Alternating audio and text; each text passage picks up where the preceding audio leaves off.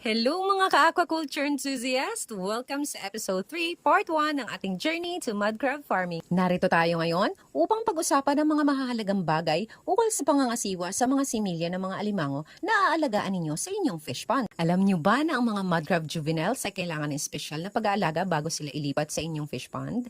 Sa video na to, bibigyan namin kayo ng mga mahahalagang impormasyon tungkol sa mga requirements at acclimation process para sa mga mud crab juveniles. Tutuklasin natin kung paano sila dapat i-handle at alagaan mula juvenile crabs hanggang sa kanilang paglaki.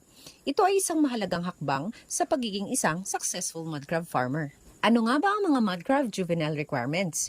Una, tatalakayin natin ang mga pangunahing pangangailangan ng mga mud crab juveniles. Sa pag-aalaga ng mga ito, importante na tayo ay handa at may sapat na kaalaman. Narito ang ilang mga mahalagang bahagi sa pag-aalaga sa mga mud crab juveniles. Number 1, habitat. Ang tamang lalagyan ay kinakailangan upang mapanatili ang kalusugan ng mga mud crab juveniles.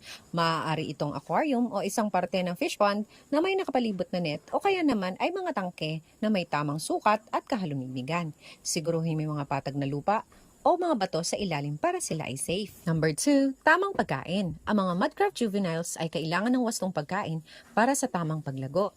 Karaniwang kinakain nila ang mga planktons, bivalves at iba pang small marine organisms. Maaari kang bumili ng mga feeds na espesyal na ginawa para sa mga mud crab juveniles.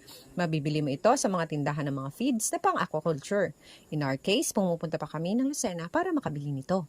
Number 3, temperature at salinity. Ang temperatura at salinity ng tubig ay mahalaga sa kanilang kalusugan. Siguruhin nasa tamang temperatura ang tubig na karaniwang 25 hanggang 35 degrees Celsius at may tamang concentration ng salt water. Number 4, proper water quality. Ang kalinisan at kalidad ng tubig ay dapat bantayan. Palitan ng regular ang mga bahagi ng tubig upang maiwasan ang pagkakaroon ng ammonia at nitrate buildup na maaaring makasama sa inyong mga alimango. Number 5, protection from predators. Ilagay mo ang mga mud crab juveniles sa isang ligtas na lugar na hindi sila kayang abutin at kainin ng mga predators tulad ng mga isda at iba pang marine creatures. Maraming salamat sa inyong pagtutok! Samahan niyo kaming muli sa mga susunod na video ng aming mud crab farming journey. Huwag kalimutang mag-subscribe sa aming channel para sa mas marami pang impormasyon tungkol sa mud crab farming.